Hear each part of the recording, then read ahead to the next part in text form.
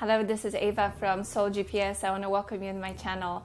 Today I'm coming to you from Bangkok in Thailand, a couple more days here in the country in the Southeast Asia before I head back to the US. So I had some spare time and I was going through many of my notes, and I decided to go ahead and shoot this video for you. It's a bit of a compilation of questions that have been flooding in from my viewers, and those are concerning situations, circumstances in which perhaps you may be quite aware at this point that you are in a toxic environment, that you are in, whether it's a marriage or friendship or some kind of a familial dynamic, although here we're going to be focusing primarily on romantic relationships. So you can really expand that a little bit further out to include the other dynamics as well.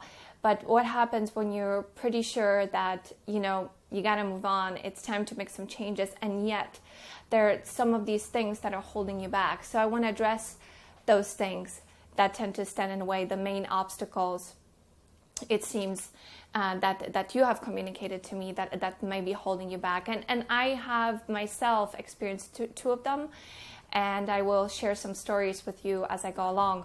Also, just a quick announcement, a lot of my videos have companion articles on medium.com, so you can find Soul GPS there. I will provide a link for you below this video to an article companion for this video. So for instance, if you're in a situation when you can't listen, you can always turn to the reading. Also, sometimes I add things to the video that are not in the text, and vice versa. Once I read the article, other things might come to mind. I put in quotes, references, links to articles, links to studies in those, so you might want to check those out as well. All of this is in an essence to empower you, and what I really want to do here with this project, with what I'm doing, paying it forward and sharing with you the things that have helped me move on and create a new life, is to provide you some relief, because I know how difficult it is, especially in the beginning, when it feels like your whole world has collapsed. Let me tell you, the world of illusions most of the time collapses, and with it, the things that are dysfunctional also within ourselves that we have carried from our childhoods, in which we really need way more guidance and coaching that we tend to get. And most of us, we fly out of the nest, really not knowing, not understanding the rules of the game, so to speak, because no one teaches us. In fact, oftentimes we get really bad role models, right? Children teach by observation, by absorption, not so much by instruction. You don't give your kids top 10 steps to become successful in life. You don't do that. They look at you, and you the same way you looked at your own parents. So this is your opportunity to end some of those toxic dynamics and create a new future, not just for yourself, but also for the generations that may come after you, as well as your friends and your immediate circle. And maybe one day you too will choose to do what I do, and that is to communicate your lessons and your tips to the world in order to make it a better place. If so, I am in full support and invite you to do so.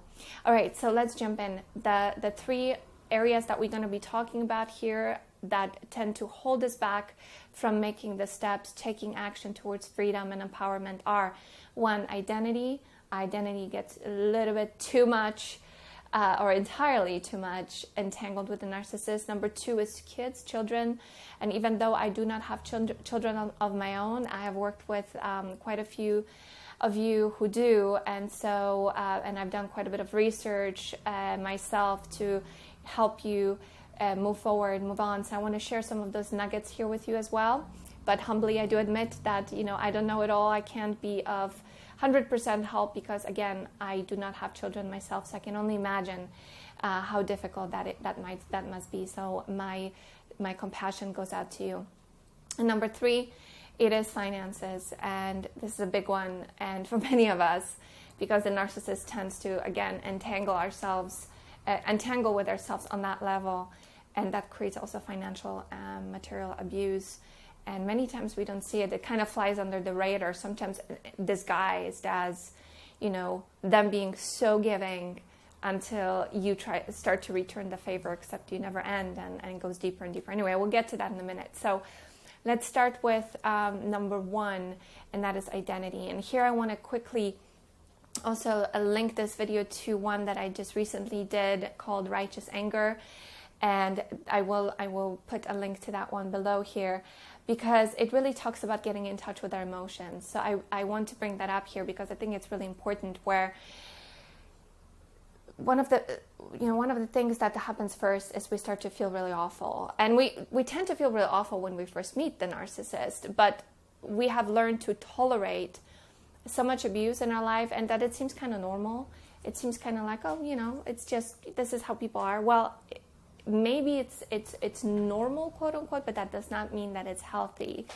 And there are a lot of dynamics in this world that are super tolerated, that have become mainstream, that have become quote unquote normal, but that are sick at their core.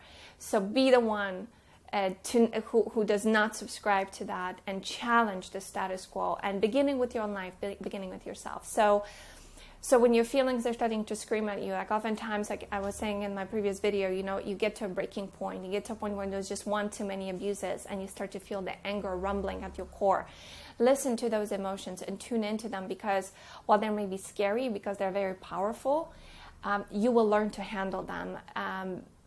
Relationship with a narcissist, especially once it enters the ending stages of it, where you're starting to learn, you become more empowered, and you inch ever so close to that precipice of change, where you're going to jump off the cliff and take a new bold action. That is incredible training in emotional literacy, incredible training, because you get to learn to hold those emotions in you that again, maybe before you were either scurrying away from because they were scary, or they were so overwhelming you would get paralyzed. So these are the fight or flight steps that Pete Walker describes really well in his book CPTSD, From Surviving to Thriving. And you will be encountering powerful emotions. That is a given. But again, don't turn away from them. Instead, run towards them. And I want to actually mention here, I know this is a long introduction, but I want to mention one more thing for you here. It's a story. I don't know. It's like a parable kind of that I came upon once, and it's every time I tell it to people, they just have this huge aha moment. So I want to share it with you because it's relevant when it comes to a relation with emotions. There's a difference between how cattle and wild buffalo handle storms. Big storms. So when they're out there in the open, in the mountains, when cattle sees the storm approaching, what they tend to do is run away, run the other way. So what that does is it prolongs the experience of the storm, because as you're running, like the storm runs with you, or you're running with the storm. So you're gonna be rained on for much longer. Whereas what the buffalo does, the wild buffalo, who is much more attuned to itself and the nature of things, does the opposite. They charge towards the storm. So they kind of miss each other, right? It just goes so much faster. The storm comes this way, the buffalo goes this way, and it's a quick experience. And so this is what I would like to encourage you to do, is to lean in, lean forward, lean towards yourself and what your emotions are telling you. And if that isn't enough, then let's face the other reasons why you're not making the changes that you know you should. So now is where we're going to get to the meat of this video. So number one, identity. And so many of us feel like it almost doesn't matter like how long you were in a relationship. It could be a month, it could be a decade. It really doesn't matter. The effects are very similar. Regardless, they come in, they inject the virus, and then you just watch yourself come undone, right? I've talked about the process in so many of my other videos, so you're of course more than welcome to scan the library. And of course there are other people doing a fantastic job online talking about the process. You've been through it, you know what I'm talking about, so I don't need to get into it. In any case, it hurts. It hurts tremendously, but yet you may feel at the core that you can't leave because your identity is too vested in the one with the narcissist. It could be that you're feeling that they brought so much vibrancy into your life that when they leave, you're going to be left with this gaping hole, right? So what I want you to know is I want you to change the way you think about this. Because pretty much every time that I coach people and I listen to their stories when they make it through the arc, make it through their hero's journey, so to speak, it's usually the same pattern. It's what I call the SOS, and I made actually a free course on my website that you can download, and it's the shock of what happened. It's the reorientation of attention, which is something you're going to have to do, which is kind of making a U-turn back within towards yourself, which is a very empowering action, and then eventually build strength. So it's shock, reorientation into strength. And so once you get to the other side, here's what I want to talk to you a little bit more about, because trust me, I know how badly it hurts and how difficult it is to untangle yourself. But let me offer you some hopeful words. And this is not just my story. This is the story of a lot, I'm talking hundreds of people who have shared this story with me. And that is that it is so worthwhile, because one of the things you're going to gain is time and focus. You're no longer going to feel like there's something fundamentally wrong with your life. You're going to be able to recover your focus once you process the CPTSD and learn to tame the critic, the inner critic that tends to hold us back. That you will have that much more strength, power, and time to focus on things that are truly going to yield incredible results. It's look at it as an investment. So the identity thing is an illusion. And I actually would like to direct you, if you want to go a little bit deeper into the subject, to a video that I did on, I think it's titled Divide and Conquer, which is how the narcissist sabotages you and comes in and divides you from your intuition, because that's what they do.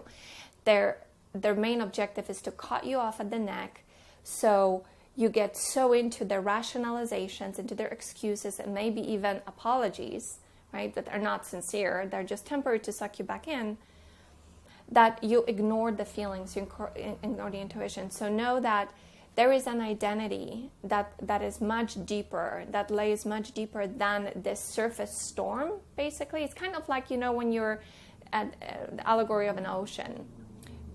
So it's on the surface where it's most turbulent, and the narcissist wants to bring you into the drama and stir it up to the point where there's always stuff happening. So you almost can't imagine what it's like to have a peaceful moment. Meditation is torture, because you sit down, you try to breathe, and then millions of thoughts storm in, and all the to-dos and all the guilt kicks in, like I should be doing this, with that should be that. Like, you don't give yourself the ability to truly heal and be there for yourself. So you disconnect. It's all about disconnecting from yourself. So your identity is much deeper. So when you dive into the ocean, it gets calmer and calmer the deeper you go. And the beauty often lies at the bottom. That's where we have the coral. That's where we have life, right? That's where it occurs. And the same thing with your inspiration and your treasure. The treasure chest sinks to the bottom. And sometimes what happens is when we get depressed, when we're away from all that spiked up manufactured drama, and we dive in, we get depressed, we go in, this is kind of a call. This is not a fall, it's a call that calls you to go within and to find your treasure. And you find the treasure in quietude, in serenity, and in peace. And that's where you need to get to. So your identity is right there. And let me tell you something. A lot of therapists out there that I've come across, and even some of my clients have told me this, is like, the damage is so deep, it can't be undone. It is so not true. And I've seen it over and over again. The diamond, the crystal, however you want to look at it, the pearl at the center of your being is still there. It's unscathed.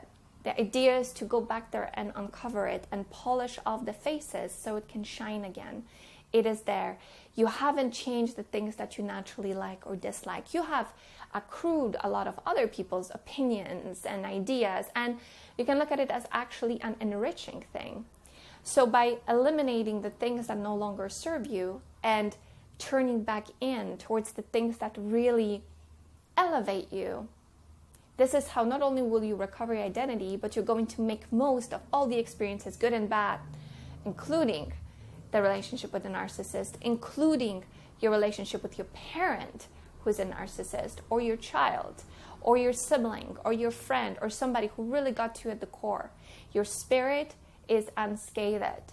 It is there, and you can recover it, and you will recover it if you keep moving forward. As they say, it's such a cliche saying, but it's so true. If you're going through hell, keep going. It is true, because there's only hell has limitations. There's only so much you can go. There's only so many machinations that are possible. But spirituality, soul, God, universe, the truth, those are unlimited. Those are limitless. So eventually you'll come out on the other side, and I promise you're going to feel better than ever. You're going to be more empowered than ever because you've been through it. And unless you've been through it, you can't come almost like appreciate love and what it truly is until you go through this, which teaches you everything about what love isn't. So don't worry about your identity. You're going to be fine. If it's vested in the drama, it's only drama. It's only the surface stuff. It's tiny. So allow yourself to expand. Allow yourself to consider more possibilities and more opportunities. And it is okay if you don't have all the answers right now. It is okay if you don't know what that is. One step at a time, you will. Your intuition is going to take you there. And what is intuition? Intuition is like a little tiny breadcrumb you find on your path. It is a feeling. It's a little, something lights up just a little bit more when you scan your possibilities. That's your intuition communicating to go this way. Come. It's coaxing you forward. And all you really need to know is the first step. And then you're going to encounter a snowball effect and get to where you want to get to, because that's what your intuition or your higher self really wants for you. That's the only thing it's being concerned with. It is how to get you to the place where you truly belong, where you can flourish. That's the universal power for you at the core. And we're all plugged into that, except we need to recover this connection right here between the mind and the body, so we can remain connected to our emotions. So that's undoing the damage that the narcissist put in there, and you can do it. Again, if you want to go deeper into the divide and conquer strategy that they use, I will put another link down below for that video. All right, so let's get to number 2, and that is children. What to do when you have children with the narcissist? Again, I greatly sympathize with you, but I don't believe that there is a situation out of which there isn't an exit. So I think there are some exits here too. Again, this is going to be a compilation of things that I have heard, I have come across, that I have seen people try with great success, and also even have narcissists suggest themselves, those who have come forward in order to reveal themselves and share their strategies with us. So here they are. The really ugly truth about the narcissist is that they tend to be horrible parents, very neglectful, and they use the kids as pawns in the game. So know this, understand this, and I would say, here I'm going to talk about 5 strategies, but one of those strategies is, it deals with your relationship with your child. So we'll get to that in number 2. So number 1, it's all about cutting contact, right? It's all about getting distance. In order to recover yourself, you're going to need to get distance. You're going to find out what you are away from the narcissist. You're going to have to let the storm calm down, the emotional storm, the chemical storm, the situational storm. And since no contact is pretty much impossible unless you're able to win a case in the court and you get an order of no custody, and the child also agrees that they do not want to have any contact with the mother or father, and or if the narcissist just packs up and leaves, abandoning you, in which case they really did you a favor, then no contact is impossible. So how do you do this? How do you handle this? So while physically it might be impossible, emotionally and mentally it is. And I want to I need to, take my hat off here and acknowledge you. If this is something you're dealing with, you are earning a black belt in boundaries, because that is probably the most difficult thing you might ever do, right? Because you are still being, in some ways, putting yourself in harm's way by being re-traumatized. Your child is kind of put in harm's way there too, because now they need to spend time with this person, and it must feel very bad for you when they're spending time with a toxic parent, because naturally you're going to be afraid of the programming that they're being subjected to. So this is kind of when we're going to sort of tie the 2 strategies together. So the first strategy is emotional separation, emotional distance. So teaching yourself how not to react and teaching yourself how to turn your attention and recover your focus away from what's happening with a narcissist, because they're going to try to provoke you, they will poke you, they know you, so they're going to do all these things, and you want to steer that away and continue doing nice things for yourself. Really great strategy I heard about is if it's affordable, if it's available, although you can do things that do not require any money either. But I'm going to put some options here out there for you. When you know that you're going to be spending time with the narcissist, interacting with them because of the children, you will plan right into your schedule that right after you interface with them, you're going to schedule a massage for yourself, go do a yoga class, or go take a walk in the park, go to a library, go to a bookstore, go meditate, go meet with a friend. Just like put that right in so that you can detox that out of you just as soon as you're able. So I want to put that out for you. So number 2 is remaining in close communication with your child. Kids know. They get things more than we do. And the reason why is because, especially the young ones, their frontal cortex hasn't developed yet, which is a good thing and a bad thing. The bad thing is, that they can't reason as well as we can. But the good thing is that they're much more in touch with their emotions, their raw feelings. And so when they're around you and around your partner, your toxic partner, they can tell that there's a difference. They're going to feel calm with you. They're not going to feel calm with them. They're going to know things are off. What I would encourage you to do is to water, to nurture the truth here in this circumstance and talk to them. Of course, you do not want to talk to them the way you would talk to your therapist or the way you would be talking to a friend. You want to talk to them in a way so that they know that you're there for them. You want to, make the language match the level of their maturity, but don't hide it. If they come to you and they tell you, mom or dad, I feel something's wrong, what's going on? Tell them in the nicest possible way, in the gentlest possible way, what you're going through, so that they know they can trust you. That's how trust is developed. If they come to you and they say, mom or dad, I feel like something's wrong, and you say, no, honey, everything is okay, because you want to quote unquote protect them, you're doing them a huge disservice, because you're teaching them to not trust their gut. So validate them. You can say, thank you for noticing. Yes, I've been going through some difficult times. What you're sensing is correct. But know that I'm working on this and things are going to be better. We're gonna make it through this. And at the same time, be open with the idea that you want them, regardless of how toxic the other person is. You want them to have a positive and constructive relationship with the father or mother, because you don't want to avoid the resentment later on that might surface. You said all these bad things about mom or dad and I never got to have a relationship with them. Let them experience their own thing. Let them forge their own path. As much as you may want to protect them, they gotta build their wings on the way down, right? As they jump off their cliff too, with you going through this experience.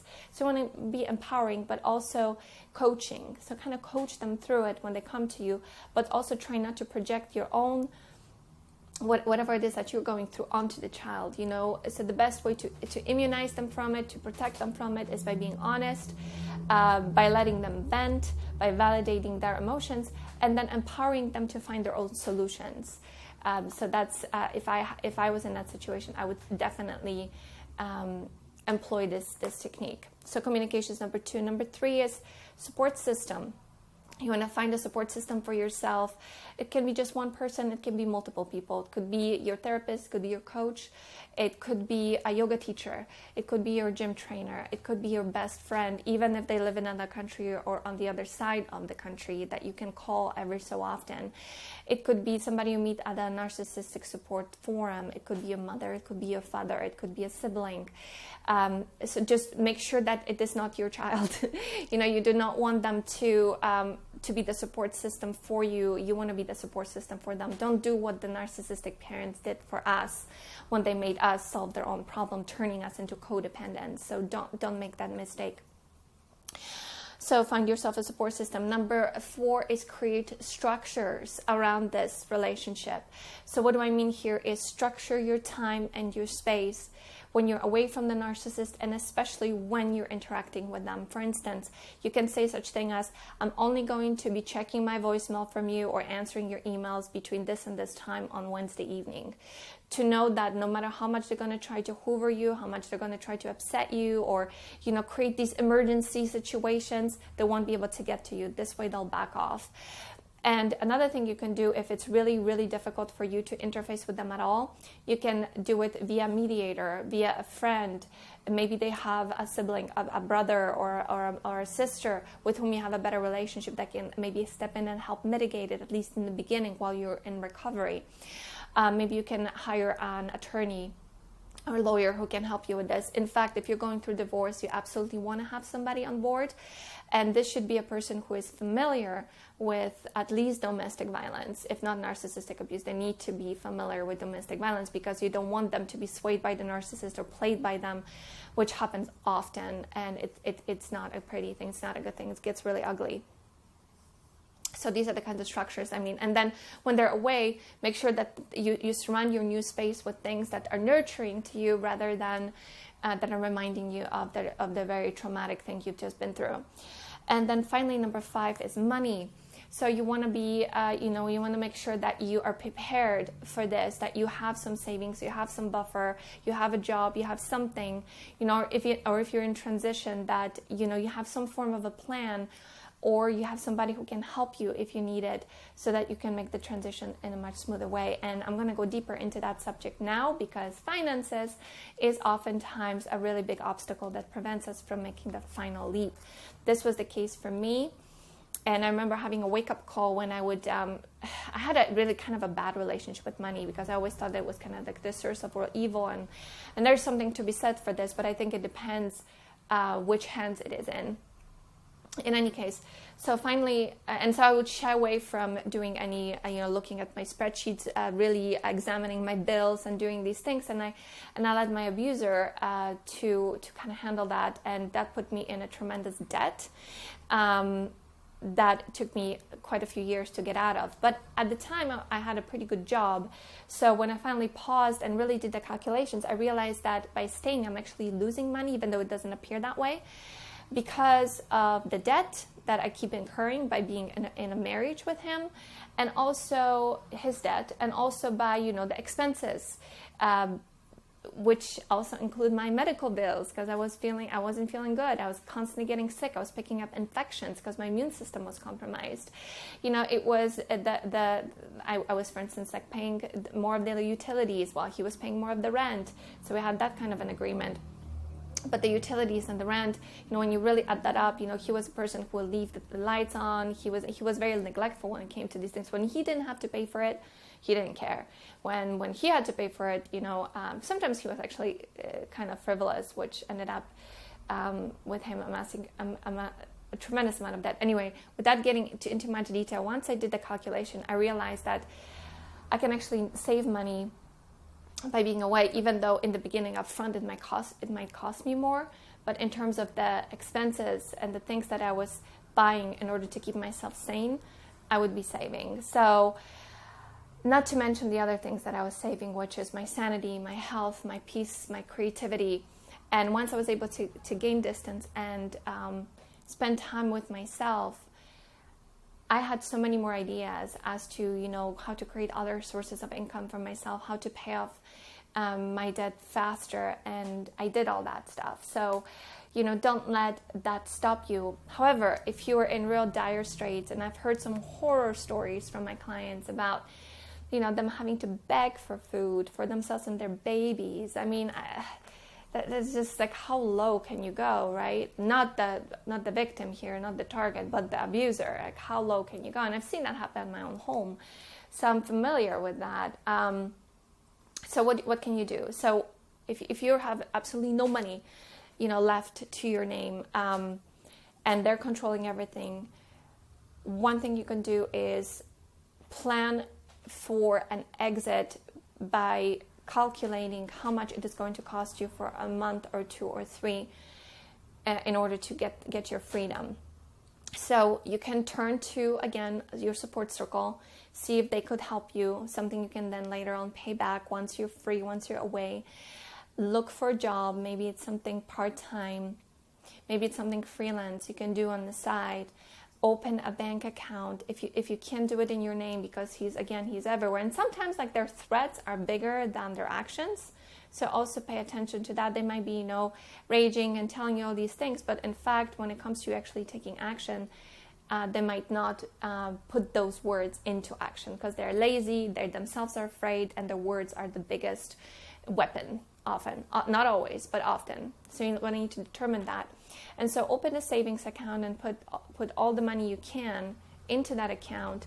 If you can't do it on your own, again, because you want to hide it, maybe there's someone you trust and and who understands what you're going through and is not going to reveal that to the abuser, that can open a bank account in your name, or you can maybe have one joint account or something along those lines. So look into that option if you must.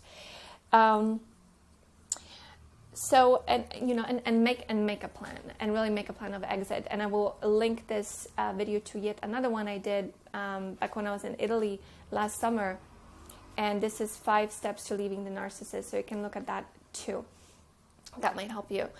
And so understand, here's another thing I want to say, is that understand that once you leave the narcissist, game isn't over yet. There's going to be still some things that you're going to need to work through, not the least of which is dealing with your internalized abuse, fog, which is fear, obligation, guilt, those feelings that will definitely surface, and of course complex post-traumatic stress disorder, which will manifest itself in flashbacks, in moments when you'll see something that will remind you of the narcissist, that will evoke all of these really overwhelming feelings. So just learn to breathe through it, work through the critic, realize that the abuser, the part of you that's been abused the most, is going to it's sort of like a habit. It picked up this habit of berating you. So catch it, challenge it, and override it with truth, which is that you are worthy, that you can do it, that you are wonderful, you are beautiful, you're resourceful, you're strong, you're stronger than you think. What you've been through is already so huge, and life is going to get easier, even though it may seem not so easy in the beginning, mostly because we're going to have to go through this turbulent period of changes and planning, which is demanding, especially if your nervous system has been taxed emotionally.